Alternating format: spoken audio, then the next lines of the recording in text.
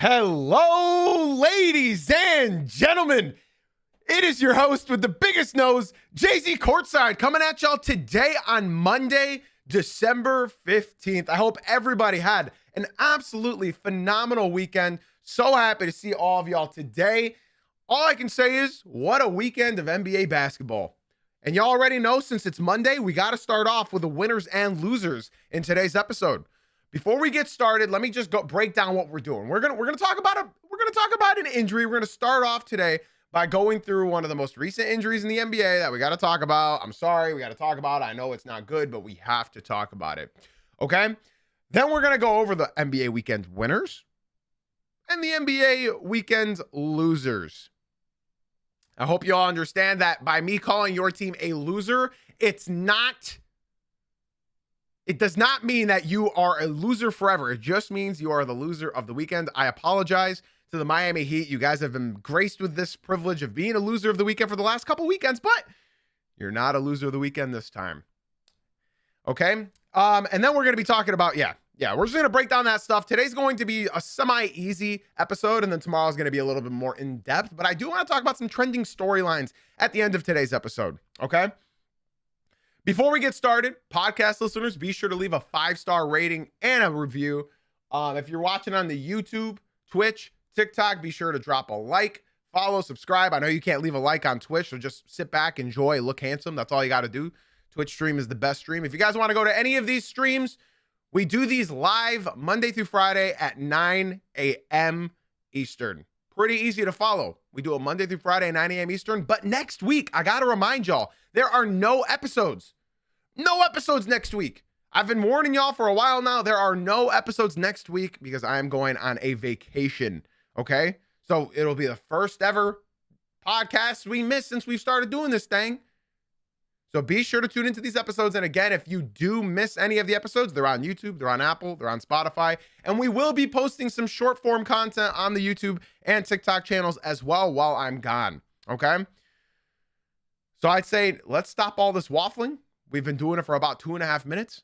Let's just get right away in to today's podcast. All right? Starting not with the winners and losers, but starting with an injury.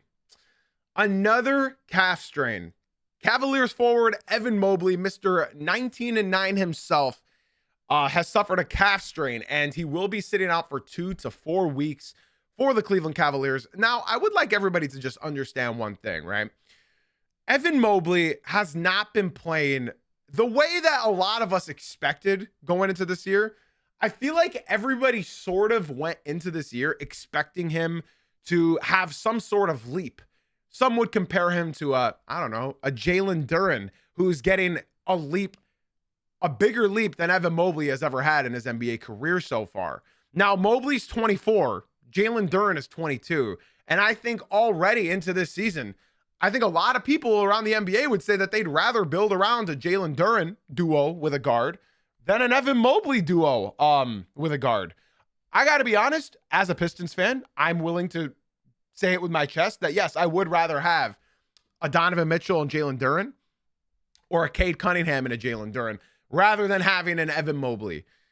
I was honestly expecting something along the lines of exactly what Based in the Twitch chat just said. I was expecting a 23-11, a 20, honestly, 25, if you want me to be fully honest. I thought he'd be jumping into the season, realizing that Kenny Atkinson said that he's not doing enough. I figured that something would have changed, and yet nothing really did. Nothing really did. He's still not touching the ball in clutch time. He's still shooting below 50% as a big man. Okay. His 3-point percentage is 35%, and it's dropping every week. And his defense is not looking like the previous defensive player of the year. He's averaging a block and a half, but honestly, I don't really see him impacting much shots down at the rim. And I'm watching a lot of Cavs games.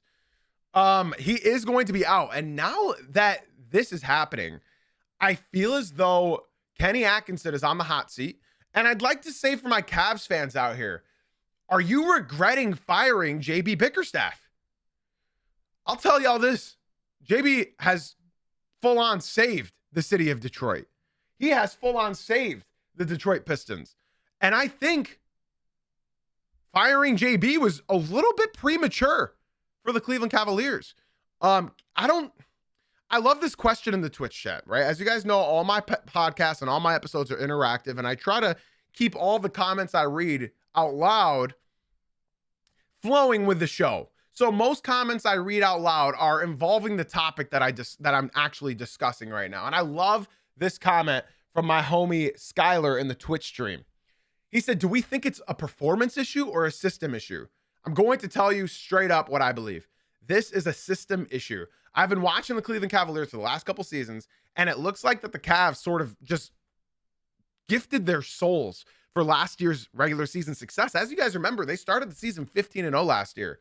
I believe it was the best start in franchise history, and this franchise has been here for a very, very long time. So when I tell y'all that something's wrong with the system, I genuinely mean it.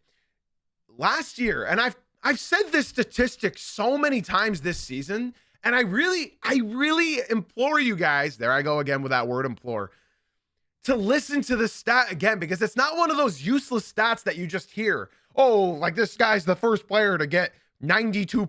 Like, it's not that kind of dumb stat. Listen to this. All last season, the entire regular season, Evan Mobley in the fourth quarter wasn't even in the top 100 players in usage percentage rates.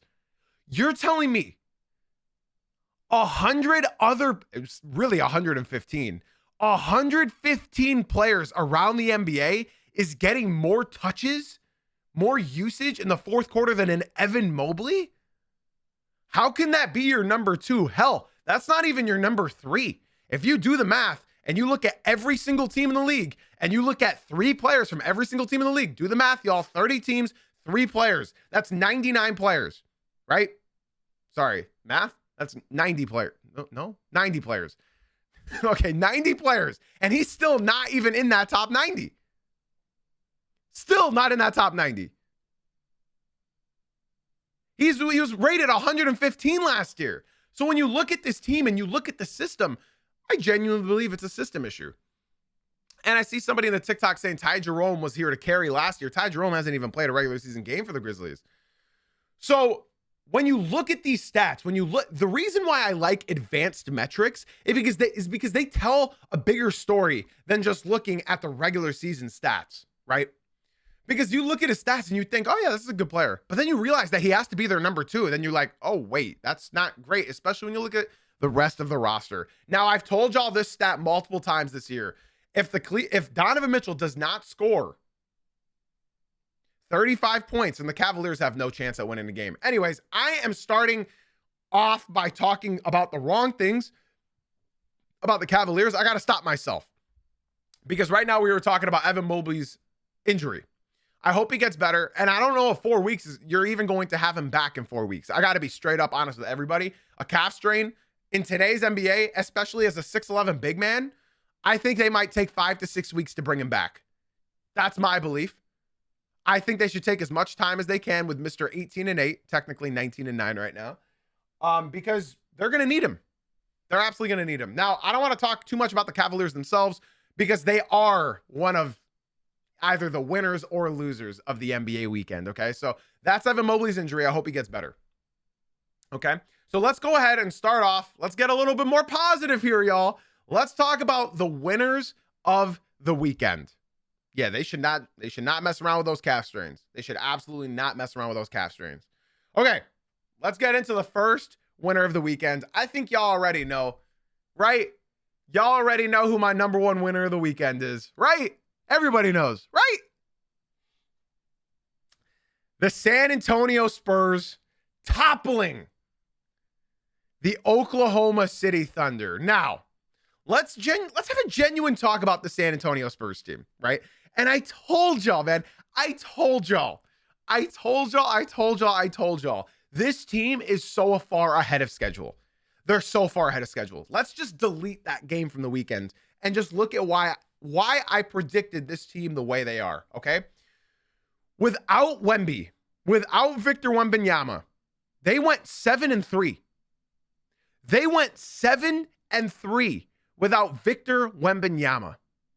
You go back to last year, they were going 3-7 at best. If like all the stars aligned, they were going 3-7 at their absolute peak. This time around, they went 7-3 without their defensive force. You know why? Because they have an actual team now. They have actual defense. They have an actual system. They're actually improving together. Mitch Johnson has now a full season where he can actually be the head coach of this basketball team. It wasn't like the whole thing with Greg Popovich getting sick, having a stroke. No, he came into the season expecting to be a coach, and now he actually got to write up a system of his own. And it's working, y'all. It's working. They are 7th in points, 10th in rebounds, middle of the pack at assists, steals, blocks. With Wemby, all of these numbers are going to jump up. But the fact that they remained constant and consistent without, sorry, did I say without Mobley? Without Wemby. You have no idea how dangerous this team is going to be. Let's just look at the game that happened over the weekend, ladies and gents.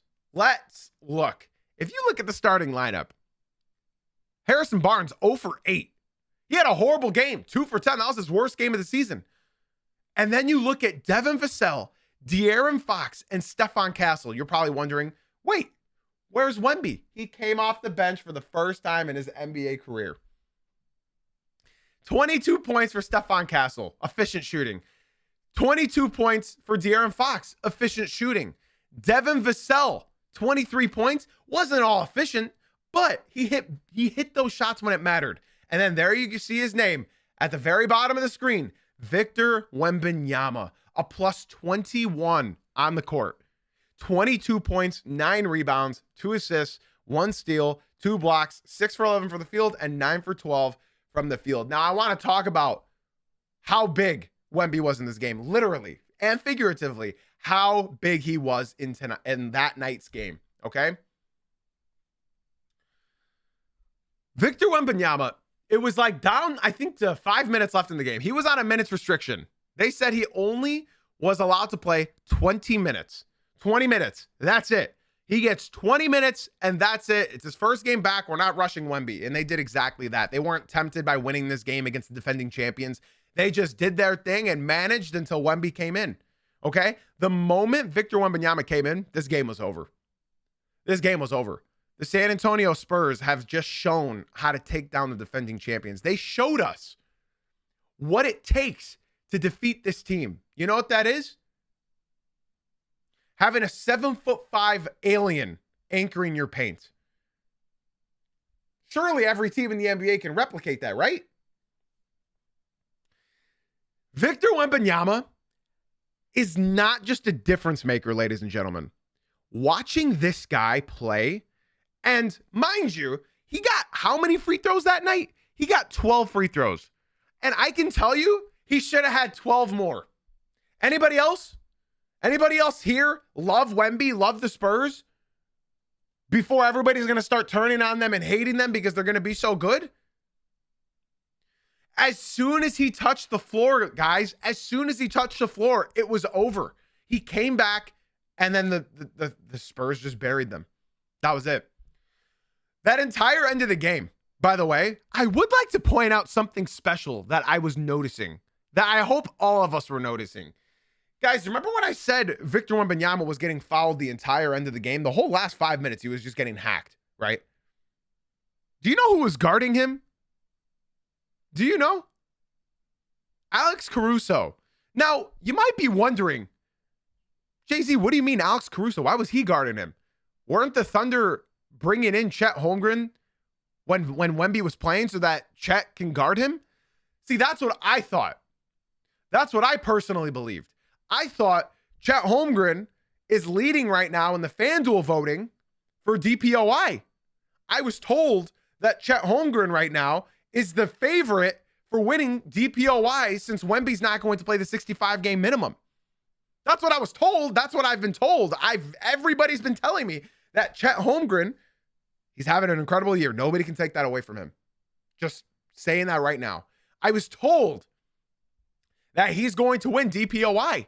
So why is the favorite for DPOY not guarding the actual favorite for DPOY? I'm very curious. It's weird. Why was Caruso on him? Now, I'll tell you guys why.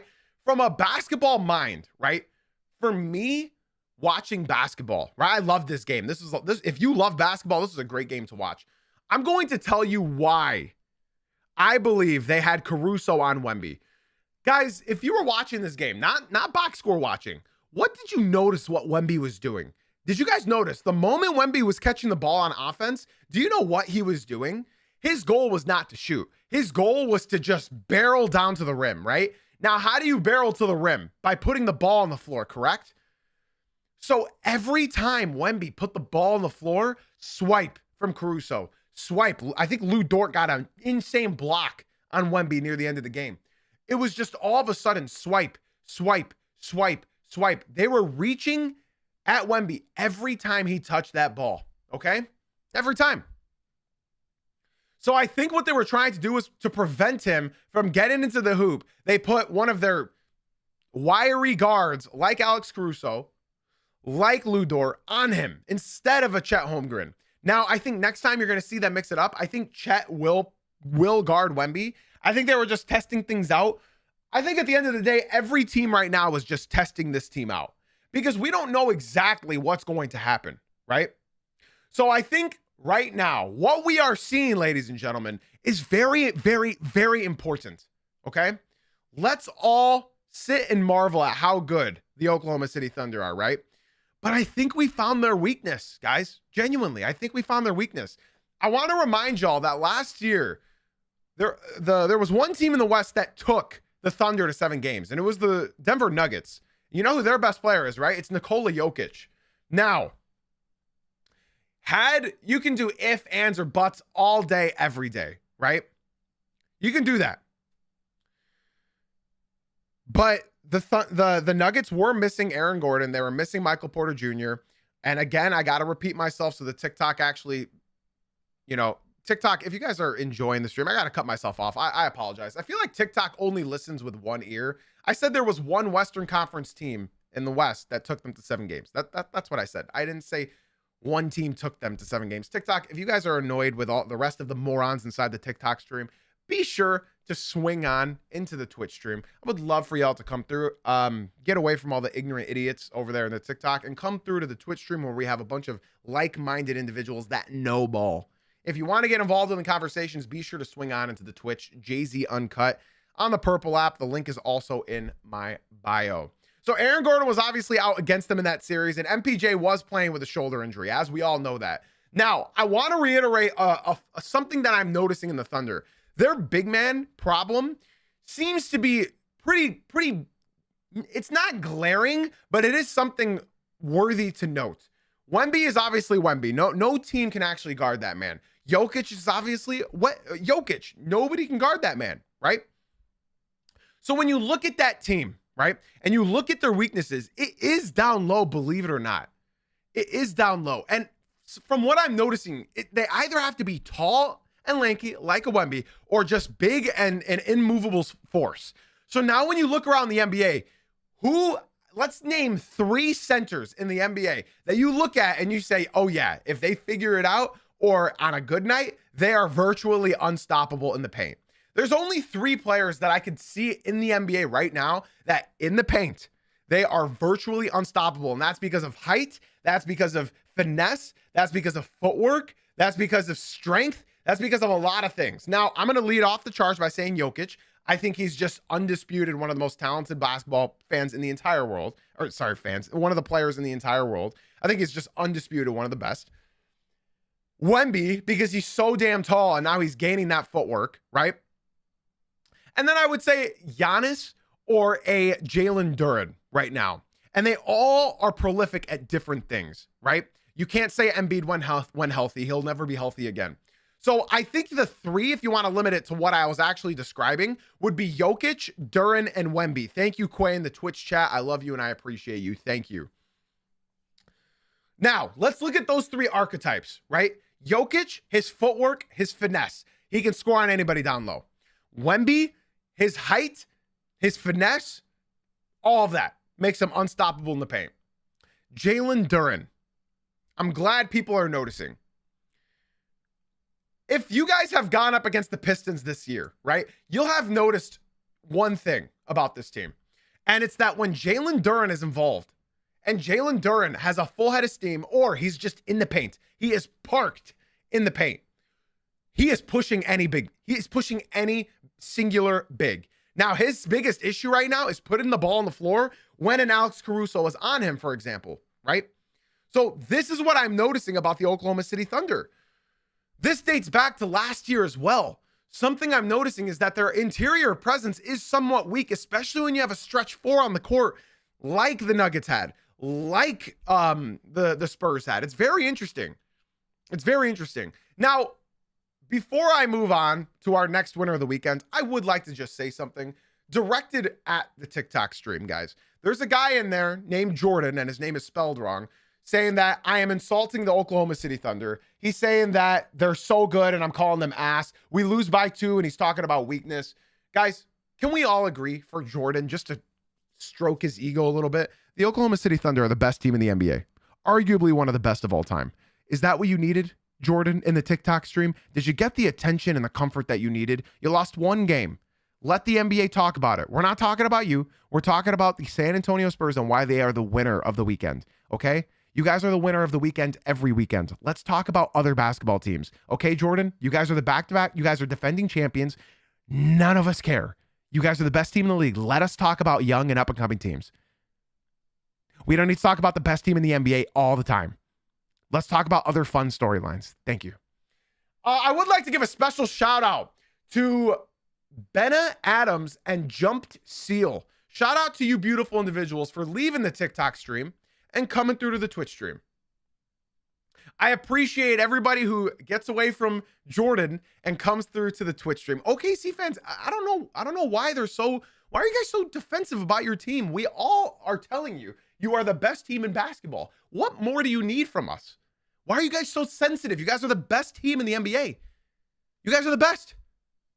Stop being sensitive about your team. You guys are the best. Stop being sensitive. Everybody, be sure to swing on into the Twitch stream. Jumped Seal, Adams, we appreciate y'all. Shout out to you goats for coming through to the Twitch stream. All right, that's why I have my Spurs being winner of the weekend. They're looking good, man. They're looking very, very good. And I honestly think that you do have to somewhat say that Dylan Harper and Stephon Castle are on the untouchables. And I think Devin Vassell is growing on me day in and day out. It's a thing of beauty, man, and I love it. The San Antonio Spurs move on into the NBA Cup Finals, which is tomorrow night. And I'll tell y'all the team that they're versing because they are my next winner of the weekend. The New York Knicks. Let's talk about them, y'all. The New York Knicks are the hottest team in the East right now. They have won 5 straight. 5 straight. 5. They're playing well. They're beating okay teams. They just beat the Magic again. Safe to say that Magic fans were celebrating a whole lot just to get smacked by the Knicks twice. Now, we'll be talking about the Magic later briefly, not too much. The New York Knicks right now have looked night and day different from last year's season. And I have stated this so many times over and over and over and over and over again. But right now, they're not playing remotely similar to last year. Let's just look at all their stats together, right? Jalen Brunson has completely flip-flopped his game. And I mean that literally. Jalen Brunson used to only turn up in the fourth quarter. It seems like he sort of gave those genes to Cade Cunningham, because Cade used to only turn up in the first half and not be good in the second half. Now, Cade Cunningham typically doesn't do much in the first half other than facilitate, and then goes crazy in the second half. Now, Jalen Brunson is doing the same thing. Jalen Brunson is dropping like 15 to 20 points in the first quarter every single game, burying the teams early and playing absolutely brilliantly. 40 points, 8 assists, 4 rebounds, 16 for 27 for the field, 9 free throws, not even the most free throws on his team, because Karl-Anthony Towns, 29 points, 8 rebounds, 2 assists, 9 for 11 from the field, and 9 for 10 from the free throw line. It's very fun. It's very fun. Now, Magic fans are going to come in and they're going to get salty, like my man Marked Ghost in the Twitch stream. He said team is overrated with Franz, Magic win. And don't worry, we'll talk about you guys because you are definitely not a winner of the weekend, Mark. In fact, you're not a loser, but I mean, if you're not a winner, right? So, talking about the New York Knicks and why they are my winner of the weekend, just look at these three guys. Jalen Brunson, 40 points. Karl-Anthony Towns, 29 points. OG Anunoby, 24 points. Hell, let's even look at Mikal Bridges, 16.7 for 13. They were all efficient. Now, let's just think about this statistic very quickly. You guys want Giannis, right? I'm not a believer. Don't do it. I think right now what we're seeing is that Tom Thibodeau, shout out another coach, Doc Rivers, who still has his job, somehow after losing by 45 points to the Brooklyn Nets. Tom Thibodeau, and I've been preaching this for a decade now, Tom Thibodeau and Doc Rivers are two of the most overrated head coaches in NBA history. Two of the most especially Tibbs, who has never won anything, ever. At least Doc has the 08 title that people treat like it's 10 titles, okay? Tom Thibodeau, all he's good for is turning an average team above average. He can't turn a team into a champion. If this team trades for Giannis, I will be incredibly disappointed because right now, all they need is more bench scoring. Now, they're without Deuce McBride, okay? They're without Landry Shamet, and a lot of people are forgetting how well Deuce really is playing this year. Deuce is averaging 12 points off the bench. 12 points off the bench while shooting 45% from deep. So for a Magic fan to come in here and say, if we had Franz, we would have won. I just don't see that because they're missing 12 points a game off the bench from Deuce McBride, and they're also missing 10 points off the bench from Landry Shamet. That's 22 points a game that they're missing right now. So when you look at the New York Knicks right now, they have to be your winner of the weekend because Mike Brown does it with every team he's the head coach of, ladies and gents. He does it with every single team. Look at the Light the Beam team. That one singular season, they were swinging that thing like there was 10 basketballs on the court. And with what Mike Brown is doing right now with Jalen Brunson, with Cat, with OG, as long as Cat is dialed in, this team is so different. It matters with Cat. This team will not win a championship if Brunson has to do all the carrying. They will get absolutely embarrassed. They need Cat to be dialed. There's a reason the Knicks beat. Well, there's multiple reasons why the Knicks beat the Detroit Pistons last year in the playoffs. And that's because Karl-Anthony Towns did his thing, man. I was at the Little Caesars Arena. I went to games 3 and 4. I flew up there. And when you looked at this team, when Cat is dialed in, they're the best team in the East. And they are arguably a top 2 team, top 3 team in the NBA. When the Big Purr is dialed in, you notice it very clearly. We'll see what happens. But right now, staying on the topic of the Knicks, Mitchell Robinson has been doing his thing, but from what we've all noticed, most good teams are not letting him play much because the moment that they get any sort of lead, they start following him, you know? Now, I'll talk briefly about the Orlando Magic. Y'all better do some prayers, stay up at night. Seriously, get on the side of your bed, get on your knees and do some prayers because these weeks without Franz, if you guys got something to cover Paolo Banchero from all the tomatoes that are about to get thrown at him, be sure to go and protect him because Paolo is going to get the brunt of this blame, okay? I've said it a million times over. Paolo's not a number one. Not now. Not yet. And it was pretty apparent in that cup game. It was pretty apparent watching that game and seeing how they were going to Anthony Black in the fourth quarter, how they were going to Desmond Bane in the fourth quarter. Why is Paolo not touching the ball in the fourth? Oh, I know why. Because he can't create his own shot. And he can't create shots for others. So Paolo Banchero still had, and if he had a decent game with 25 points, 8 rebounds, but he was 0 for 7 from 3. He cannot create his own shot. He is not a threat from the perimeter. And that's why you have Desmond Bane, Anthony Black, and Jalen Suggs all dominating from the court in the fourth quarter. And of course, the Magic fans, I'm prepared for them to say, hey, he just got back from a major injury. It wasn't a major injury. He was out for 3 weeks, was 4 weeks max. It was not a major injury. What you guys need to realize is that Franz Wagner is more of a number one than Paolo Banchero is more of a number one. This team's flowing differently when Franz is at the helm and when Paolo's at the helm. Because at least Franz is a threat from the perimeter. He's a threat to create his own shot, and he's a threat to maintain an offensive scheme that actually flows. Paolo Banchero is a ball stopper.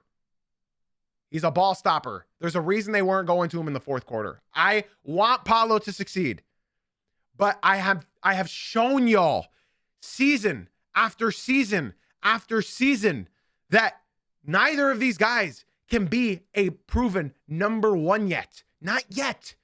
And I don't think the Magic will ever trade one of the two. I don't think. Because they don't want to be the one that traded a Paolo Banchero. They don't want to be the one that traded a Franz Wagner, and then they go and succeed elsewhere. But something that Magic fans need to just acknowledge. I've been preaching 1A, 1B. I've been preaching this. So anybody that doesn't listen to me, you're showing your true colors. I've been preaching 1A, 1B. Now the issue lies that they use Paolo Banchero as an on-ball player, okay? Which means he's going to either take a bad three and miss it, or he's going to pull up for a midi and miss it because he's got some of the lowest percentage from shooting from the mid-range. Then not just that, when he drives into the hoop, he's unstoppable. He's unstoppable. So just drive to the hoop. Now, if Franz has the ball, Paolo's where? He's in the corner, he's at the three-point line. Not a threat. Not a threat. He's just not. So I'm just telling y'all, as an unbiased fan, the Magic need a point guard, or Paolo needs to get it. He needs to develop a shot, or until then, he needs to acknowledge that he just does not have a jump shot. I don't care how many times this guy wants to shoot threes. At some point, you have to realize, bro, not this year. You're shooting 26% from three, and I know it's still early into the season, but he's a career 31% shooter on no attempts for his career. Now he's attempting a bunch, and he's not hitting them. And I will like to say as well, Paolo's body language, even pre-injury, that's not a number one on my team. That's not a number one on my team. Paolo is going to only get better. He is. But if this is going to be the structure of your team, of having a Desmond Bane, Franz Wagner, and Paolo Banchero big three, they're not going to see much playoff success. And you want to tell me that he steps up into the playoffs? I'm not denying that. But how many series have they won? If you're telling me that he's a bona fide playoff guy, how many playoff series have they won? To my knowledge, they're 0-2. Am I correct, or are they 0-3? Somebody's going to have to fact check me on that. Or I can fact check myself if you just give me an extra second to look. Let's see. He is 0-2. And it went to 7 games 2 years ago against the Cavs. That's really good. The Cavs suck in the playoffs, so is it really good? And then they lost, I think, in 5 to the Celtics last year. Yes, they did. Okay, let's move on, because we were talking about the Knicks being a winner, right? The Knicks are the winner. I've talked about the Knicks so much. There's really not much more I could say on that team, except for watch out, man. Watch out. Because once they're fully healthy and once they get Deuce and they get Shamet back, they're going to be even more scary. Straight up. I mean, I'm excited for tomorrow's game. In case you don't know, it's the NBA Cup Finals. So the winner of that game, each player on the team wins $500,000. Okay? So shout out to the Knicks. They did their thing. I'm very excited for that game tomorrow. I'm very excited. I think everybody should be excited. So that's why the Knicks are my second winner of the weekend. We've been staying long on winners. We got to move on. So we have a final winner of the weekend, and I got to roll with the Detroit Pistons. Now, I have not talked about the Pistons in what feels like 3 weeks. I have not talked about them, like, at all. Okay? Not talked about them. Seal, save that comment for a little bit later. Okay? Because I like staying on topic with, like, what I respond to. So again, shout out to everybody that's leaving the TikTok stream and coming to the Twitch stream. Guys, be sure to swing on in if you guys want to get involved with people that actually know ball. Please and thank you. Come through to the Twitch stream. Link in my bio, JZ Uncut on Twitch. Come join the stream. Talk to a bunch of ball knowers. We do this Monday through Friday at 9 a.m. Eastern. So swing on in, get away from all the TikTok brains, and come through to the intelligent individuals in the Twitch stream. Now, the Pistons. I haven't talked about them in weeks. Genuinely, look back at all the episodes. I have not had a segment to just talk about the Detroit Pistons. Now, I'm not going to talk long on them because they're just the winner of the weekend. They only played 1 game, but they were 1-0, right? I just want to show y'all something so cool about this win that the Pistons just had. The Pistons had 8 players score double digits. That's right. 8 players scored double digits. Duncan Robinson, 15 points. Ausar Thompson, 12 points. Jalen Duren, 14 points. Cade Cunningham, 15 points. Ronald Holland, 12 points. Karis LeVert, 10 points. Isaiah Stewart led the game in scoring, 17 points. Javonte Green, 9 points. Jaden Ivey, 10 points. Dennis Jenkins, 8 points. I wish my fiance had shut the blinds because now my dog is barking. I'd like to apologize to everybody that's listening right now because my dog is barking right now. Let me throw my brush at my door to see if that quiets him down. Sorry if that noise scared anybody. Hopefully that scared him enough to stop barking. Okay, so the blinds are closed. He's just barking to bark. So that's my lovely dog.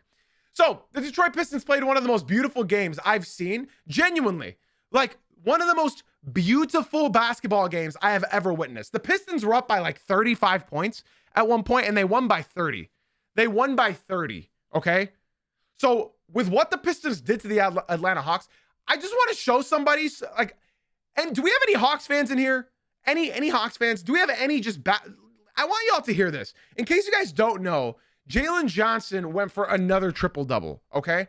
This is why I tell everybody who watches the box scores to actually watch the games. Because if you looked at the box scores alone and you just heard the report that the Hawks put out saying, hey, by the way, I'm a big Jalen Johnson fan. He's an all-star, arguably most improved. I love Jalen Johnson. I want to talk about this very quickly. My box score watchers, Jalen Johnson got a triple-double that night, okay? And they tweeted that he got a triple-double. I just want to show y'all. He was playing, right, 34 minutes. He played in a blowout. They were down by 33 points, and Jalen Johnson was still in. The moment he got a triple-double, they pulled him out. Now, he had 19 points, 11 rebounds, 12 assists, minus 25 on the field, okay? He had 4 free throws, 1 for 6 from deep. Now, I want you to pay attention. 7 for 19 from the field. He had a horrible game, an abysmal game. And I want to show you why. Because of this man guarding him. Ausar Thompson, now that he's got his conditioning up, he is a different Ausar Thompson. This guy is completely, I hope you guys watch tonight's game of Pistons versus Celtics tonight. He is completely changed. He needs to be first team all defense this year. Otherwise, that award, that accolade means nothing. Ausar Thompson is arguably the best on-ball defender, point of attack defender in the NBA right now. I'm not exaggerating. Knicks fans, you guys remember last year, he was doing extremely well on Jalen Brunson until JB Bickerstaff pulled him out because of his conditioning, because he had blood clots last season. I hope you guys understand. He was battling those blood clots all last season. His conditioning was not right. He was averaging like 15 to 20 points a game. 15 to 20 minutes a game. Now he's playing 28 and he's still getting back from an ankle injury. So he's still getting back from an ankle sprain. And he's still playing on a whole nother level. He's getting conditioned. He's getting right. And what I watched that night, I hope you guys go like back and watch some condensed highlights of that game. He had Jalen Johnson in prison. I was actually starting to feel bad for Jalen Johnson because he couldn't do anything. He could not do anything. When Ausar was on Jalen Johnson, he was settling for threes, and that's why he was 1 for 6. So that's why the Pistons are my final winner of the weekend. I could talk all day about this team, but man, they just did their thing. They did it by committee. They did it all together. Cade Cunningham like tweaked his shoulder, but we were up by 20. So they just said, come on out. You're done for the night.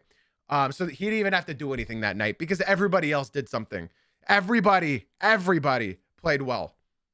Everybody. Even Jaden Ivey, he's coming back. He's playing well, 5 for 8. Marcus Sasser played his most minutes in a game this season because he was out with a hip impingement. But yeah, man, it's awesome. Great win for the Pistons. That's why they're my final winner of the weekend. Mind you guys, they are 20-5. There's only 2 teams in the NBA with 20 wins. It's the Thunder and it's the Pistons. I'm a Pistons fan and I'm just geeking. I'm geeking. Okay, small winner of the weekend. I'm not going to talk much about them, but I just want them to understand that I am watching. Pelicans, I'm watching y'all, man. You guys won 2 straight. Shout out the Pelicans. Shout out the Pelicans. Now, I'd like to look at a comment real quick. Before I shout out my boy Stank, who just came to the Twitch stream, I just want to show you guys a comment in the TikTok stream. Hopefully this convinces all of you beautiful people in the TikTok to leave that stream and come to the Twitch stream. This guy said a comment. If you don't win the championship, it means nothing. So, because the Pistons have been bad for 17 years, I'm not allowed to be excited that they're the number one team in the East. I want you guys to all, though that's the people that you're hanging out with in the TikTok stream. The only thing that matters is a championship, apparently. Fans, you heard him. You heard him. You're not allowed to celebrate anything in life, only if you win a championship. So, TikTok, if you guys are enjoying the stream, be sure to leave that stream and come to the Twitch. Get involved with the conversation. Get involved with actual ball knowledge. Get involved with people that know the sport of basketball and enjoy the sport of basketball. Shout out to my boy Stank, who left the TikTok stream and came through to the Twitch stream. I appreciate you, Stank, and I hope to see more of y'all. The Twitch link is in my bio. If you come to 3 streams in a row, I'll gift you a sub so that you no longer get ads. Okay? I do that for everybody. That goes for podcast listeners. That goes for TikTok viewers. That goes for YouTube viewers. If you go to 3 Twitch streams in a row, I will gift you a sub so that you no longer get ads. Let's move on. Hopefully they come through to the Twitch. I can't sell it anymore. Hopefully they come through to the Twitch. Let's start off with my number one loser of the weekend, guys. The Cleveland Cavaliers. My God. Okay, I touched base on them earlier. Okay? Out of their last 3 games, they've lost 2 out of their 3, and they're not playing well. If you guys have watched any of these Cavs games, man, they lost to the Warriors. You might be thinking, oh, that's an okay loss. It's the Warriors. You know, Curry goes crazy. You know, no, actually, there was no Curry. In fact, there was no Curry. There was no Jimmy Butler. There was no Draymond Green. There was no Seth Curry. There was no DeAnthony Melton. There was no Al Horford. There was whoever the hell LJ Cryer is. He wasn't there. They lost to Pat Spencer, Quinton Post, and Guy Santos. And then last night, for the 8th time in NBA history, a team went scoreless in overtime. For the 8th time in NBA history, they scored 0 in overtime. Now, I got to take a quick pause. Podcast listeners, I hope you guys all understand. I'd like to give special shout outs to everybody that just left the TikTok stream and came through to the Twitch. You guys just made the best decision of your month. Okay? I'd like to give special shout outs to Dougie, Court, Girthy, and Take Flight Nola for not only following the Twitch stream, but also subscribing at a tier 1 to give himself no ads. And for anybody that just came through to the Twitch saying, I hope to not see 40 ads, I have ads at the absolute minimum they can possibly be. And if you watch for 3 streams straight on the Twitch, I gift you a sub so that you don't get ads for 30 days, okay? So I'm doing what I can to help you out because you're helping me out by making your life better by coming into the Twitch stream. Shout out to my boy. I want to read these comments as well. Here from TikTok, from Michigan, and I love the new Pistons no matter what. Dougie, I miss being in Detroit purely for my Pistons. Shout out to you. I got my Cade Cunningham jersey right there. They're my team. They've always been my team. If you enjoy watching the Pistons style of basketball, then you don't know ball. Congrats. The Pistons get called for the most fouls every single game in the NBA. So the Pistons have the worst whistle in the NBA. Girthy, I'm assuming you're a Hawks fan, right? That's what I'm going to just assume. Let's go ahead and move on about our losers. The Cleveland Cavaliers have been playing so bad, right? And I just want to show y'all. I got to show y'all, man. I got to show y'all. I've been telling you guys all season long that the Cavaliers are really going to miss Caris LeVert. Now, they traded Caris LeVert to the Hawks involved for that DeAndre Hunter trade. And a lot of people were telling me, a lot of people were texting me that DeAndre Hunter was their missing piece in the starting lineup. And I said, you guys don't watch DeAndre Hunter. In case you guys don't know, DeAndre Hunter is not a starter. He's not a starting player in the NBA. He's not.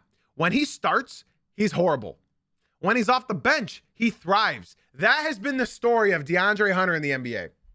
He is not a starter. He is a spark plug. DeAndre Hunter if he wanted, could be a 6-man of the year every single year. He could literally compete for Lou Will and Jamal Crawford for getting all those 6-mans. Because off the bench as a spark plug, this guy is a monster. But on this, as a starter, I can't get behind it. I got to be honest, everybody. I got to be honest. And please do not throw tomatoes when I say this.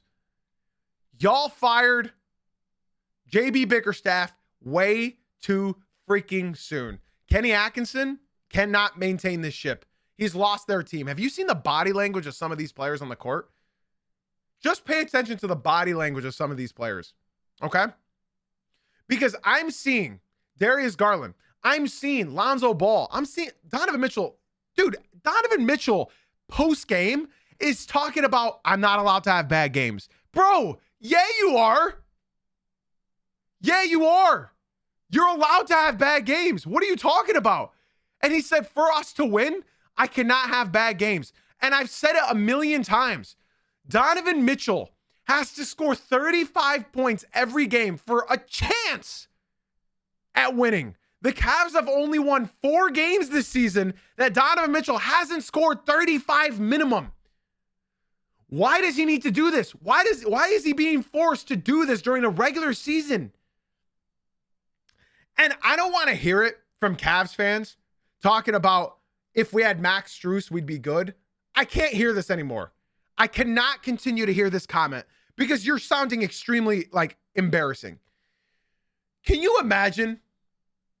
The Oklahoma City Thunder said, if we had Aaron Wiggins, we'd be winning these games? Because that's the equivalent of a Max Strus. Aaron Wiggins. Hell, maybe I would take Cason Wallace over Max Strus. The Thunder were missing so many players. So many players, right? So many. Okay? By the way, if you bring drama and you come into the Twitch chat to talk shit, you're getting banned. I'm just letting y'all know. We all love basketball around here. If you have a personal vendetta against the team, don't come crying to me, bro.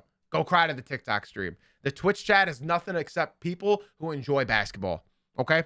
We're only allowed to make fun of 3 teams around my community. That's the Clippers, that's the Bulls, that's the Kings. Okay? So if you are insulted by another team playing basketball, go cry to somebody in the TikTok stream because the Twitch stream does not have time for you. Okay, so let's continue, man. You're missing Max Strus. You cannot give these excuses. You have Donovan Mitchell. You have Darius Garland. You have had Evan Mobley. You have had multiple people on this team who have been all-stars, right? What are you going to tell me next? That we're missing Sam Merrill? Respectfully, Sam Merrill is not that much of a game changer. Look at all the teams who are missing all of these players. Nobody's using an excuse that they're missing a 5th option in a starting lineup. Something is wrong with this team, and I gotta believe it's the system. I don't think Kenny Atkinson can maintain this ship any longer. I just don't think so. I don't think so. So, with all of this being said, I've been preaching that the Cavaliers are going to get it clicking again. And I've been preaching that this is the game. This is the game that they're going to lose, and they're going to use it as fuel. I said that 3 weeks ago. I said that 2 weeks ago. I've been saying that this week. And I want to acknowledge this comment in the Twitch stream because I think it's very important. My man Court Perp said, check Merrill and Strus's averages and use the same argument you did with Deuce and Shane being gone for the Knicks. Now, Shamit, right. Court, I would like you to understand one thing. Max Strus hasn't played this year for y'all. He hasn't even been in training camp, so they knew they were without him. Okay? The Knicks lost Shamit and they lost Deuce McBride. They had them during training camp. They had them during the practice. They were used to having them and then they lost them. So that is a bigger excuse. You guys haven't had Sam Merrill or Max Strus all season long. So these cannot be your excuses as a team. Besides, you are comparing 2 role players to another 2 role players. That should not impact your team this significantly to be 1 game or 3 games above 500. That is not the same thing.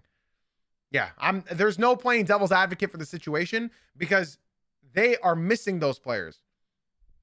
I'm going to read my man Dark's comment in the Twitch stream because he is a Cavs fan.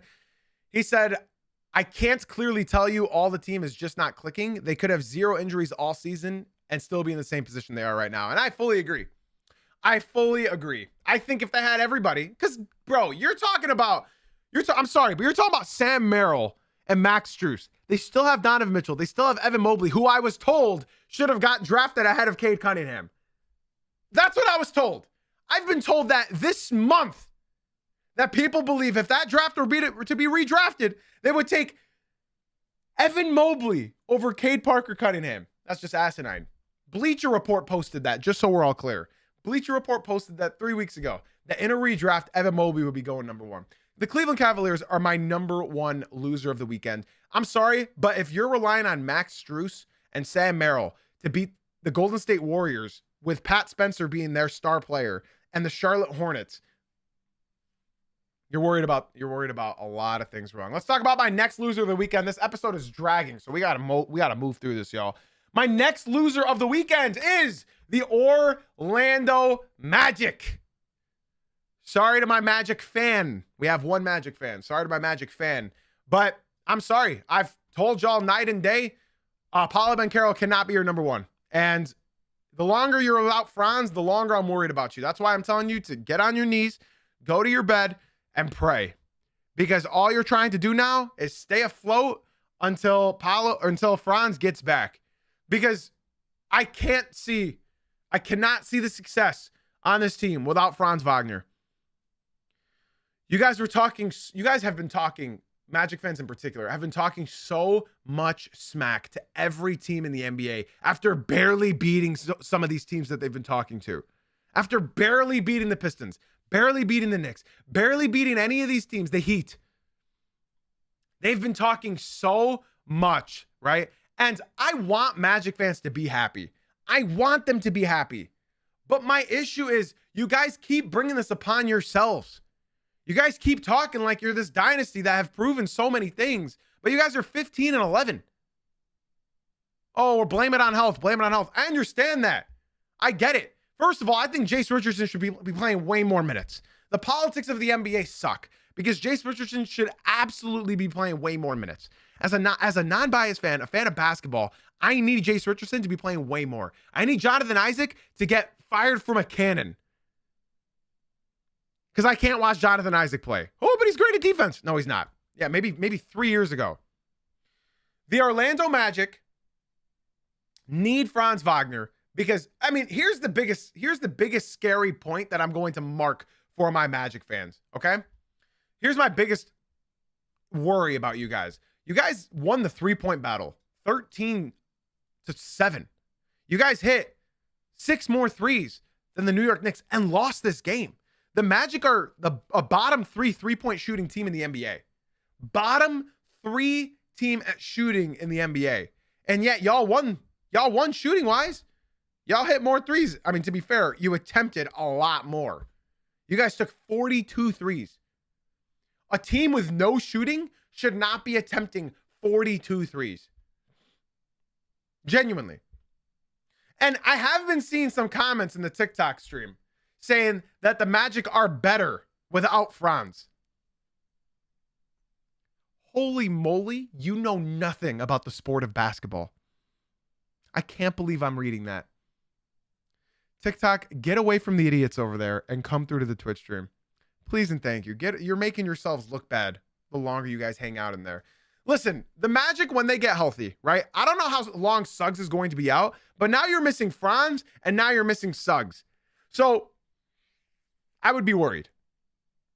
I would be worried. I would be very, very, very, very, very, very, very, very, very, very, very worried. Magic, we'll see what happens. And by the way, guys, I gotta be honest, man. I was rooting for the Magic hard. But then my one Magic viewer started talking smack to me. Started disrespecting my Pistons. Literally said that he's preying on the Pistons' downfall when the Pistons haven't been good in 17 years. And now my vibe is completely went back to what it was. They're making it very hard for me to root for the Orlando Magic because of how cocky that they're behaving right now. Like, even me as a Pistons fan, I'm not cocky at all with how the Pistons are playing. I am pointing out every flaw that they have in the dictionary. I get frustrated when I watch the Pistons because I know what they should be doing and what they're not doing.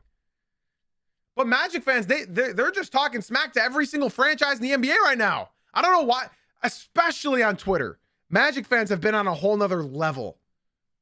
So that's why they're my second loser of the weekend. They lost and now they're eliminated out of the NBA Cup. NBA Cup doesn't matter. Let's move on to my final loser of the weekend, the Golden State Warriors. This one goes without saying, y'all. This one goes without saying. First of all, before we get into that, I'd like to give 2 more special shout outs. Hopefully more shout outs if more people come through to the Twitch. Funko and Sensei Trey, thank you guys for leaving the TikTok and coming through to the Twitch stream. Wharf, I hope to see you come through. I see that you're a Pistons fan or a Cade fan. At least come through to the Twitch stream as well. Funko came in and said, came from TikTok, love the Lakers and what they've been doing, what they've been up to, but there are things that I wish were different. Bro, I absolutely agree. There's a lot of things I wanted to talk about the Lakers, but I know I didn't have time today. I know I didn't have time. All I noticed was Luka is not playing any lick of defense whatsoever. Last night, they deserved to lose that game. I'm just saying that. I haven't talked about it, but last night, they deserved to lose that game. Luka complaining and complaining and complaining and complaining and complaining and complaining and complaining and complaining and complaining for each and every foul call and not getting back on defense, bro. And he was also like, it was one of the most disgusting stat lines I've ever seen ever. Now, anyways, the Golden State Warriors, honestly, I would pick the Lakers as my loser of the weekend if they don't win that game. You already know. Because that stat line was horrendous. The Warriors lost 2 games over the weekend, guys. One against Minnesota and one against Portland last night. And I was watching both those games. Both of which were with Curry. He had 39 points against the Timberwolves, and they lost. Last night, he hit, I believe, 12 threes off the dome. 12 threes. 12 threes. He had 48 points, and they lost. The Golden State Warriors, I have a bad feeling that, wow, we're looking at a Dirk Nowitzki, Kobe Bryant ending to his career, guys. Anybody else? Can y'all talk me out of this bad vibe that I'm feeling? I'm feeling a Dirk Nowitzki and Kobe Bryant. Anybody else? I'm genuinely feeling that. And it's sort of making me sick to my stomach because Curry has way too much left in the tank. Curry has way too much left in the tank to be losing these type of games. I can't. He was playing so well. And then he smoked that layup at the end of the game. He released a little too soon. It bounced off the rim and rolled off. And then he missed another 3 and then another 3. So, yeah, I hate this. I hate what I'm seeing right now. He's averaging 30 points right now. He's averaging 30 and they still can't buy a win. They fall to 13 and 14. I got to be honest as well. This whole Kuminga story is really making me dislike Steve Kerr. Anybody else? I'm really not liking Steve Kerr this year. Last year, he was pissing me off, but this year, he's really pissing me off. Y'all just gave him 2 years. I think the second year is a team option. Y'all forced him to take a pay cut, okay? Y'all forced him to take a pay cut thinking that he was going to play. And then guess what? He's not playing again. Why didn't you just let him walk? Why did you not just let him walk? Why'd you have to just bring him back to not play him? Do you really think any other team in the NBA other than like the Bulls and like the Kings would trade for him? Today, you're allowed to make trades today with certain players. Kuminga, not today. Kuminga is not until January 15th. But you're allowed to trade most players now, starting today, just not players who were signed to restricted free agents. You have to wait until January 15th. It's Steve Kerr's been pissing me off this year, man. If we had more Warriors fans, I'd love to see what they have to say about Steve Kerr. Obviously, not to discredit what he did for this franchise in all those years, but I'm not enjoying what they're doing with Kuminga. Solo thinks there's a conspiracy here that they believe that they already agreed to a trade and that they just don't want him to get hurt. That's what the homie Solo's saying, and I don't know. I think I have to agree because there's not really another option here. I just don't understand why he's not playing. Steve Kerr was saying like something about how they need the ball to swing. They need the ball to like move around and that he's a ball stopper. Bro, at least he was putting the ball in the hoop. Like, let's just look at his stats. Like, okay, from 3, he's not shooting well. 32%. Okay, actually, he's not shooting well at all. Huh. Okay, well, I might have just, hey, I don't know. Also, real quick, Jimmy Butler, thoughts? Jimmy's already sick of Golden State, eh? Hey, Miami, shout out to y'all, man. You guys got out of that. Well, you guys are still on a 4-game losing streak, but wow, this is not looking good. Jimmy Butler is not, He might have lost his joy again. He might have lost his joy again after they just gave him way too much money. It's unbelievable. It's unbelievable. I've been preaching that he was a cancer to a locker room, and here he goes. Here he goes again. There's a reason why he hasn't won, man. There's a reason he hasn't won. Special shout outs to French Daddy and a Worf, my goat. Shout out to both of you guys for leaving the TikTok streams and coming through to the Twitch stream. Much appreciated. I really appreciate you guys. Hopefully we can get a couple more leaving the TikTok. Guys, this has been over an hour-long episode. Somebody mentioned another comment. I think it was Dark. He said, speaking of people not playing, what's going on with Tingus Pingus? He was diagnosed with POTS. I don't understand what that disorder is, but the Celtics made out. The Celtics traded him, and you know, the Hawks took a risk. The Hawks knew that he was dealing with this disorder called POTS. I don't know what the severity is. I don't know what it is. Liam in the Twitch chat said that he has it. I don't know what it is, but he's just not playing. So shout out to the Celtics for trading him. Apparently he can faint randomly because his blood pressure can drop. Okay, it's a condition where your heart rate increases quicker than normal people. He might have to retire. I would not want to see Tingus Pingus go down like that, man. I don't want to see him go down like that. Benna, I'll get to you in a second. And a Worf, shout out to you again for leaving the TikTok and coming through to the Twitch stream. Guys, that is going to do it for today's episode. Honestly, we rambled a lot about a lot. This is sort of a jam-packed episode. I hope you guys did enjoy weekend and winners and losers. We dove deep today. We really dove deep into the winners and losers. We really did. And honestly, we left a lot on the table. There were some more losers. There were some more winners that I could have picked up. There were some honorable mentions out there, but I think we got into it, man. I think we got into it. Twitch chat, nobody go anywhere. Nobody go anywhere. Twitch chat, stick around. TikTok, YouTube, I appreciate y'all for tuning in. Podcast listeners, be sure to leave a 5-star rating and review. I appreciate y'all very, very much. We are still live on Twitch, okay? So TikTok, YouTube, be sure, now's your time. Do what the homie Slime just did and swing on into the Twitch stream. What's the Twitch stream? Jay-Z Uncut on Twitch. The link is in my bio. I hope to see you guys come through like my homie Slime just did. Guys, we'll be back tomorrow morning at 9 a.m. Eastern. Again, Twitch, nobody go anywhere. I got nothing left to say, y'all, except for thank you for being here. Thank you for being you. And ladies and gentlemen, thank you for watching / listening. Be sure to swing on into the Twitch, Jay-Z Uncut on Twitch. I'll catch y'all tomorrow morning at 9 a.m. Eastern. Have a beautiful day, everybody.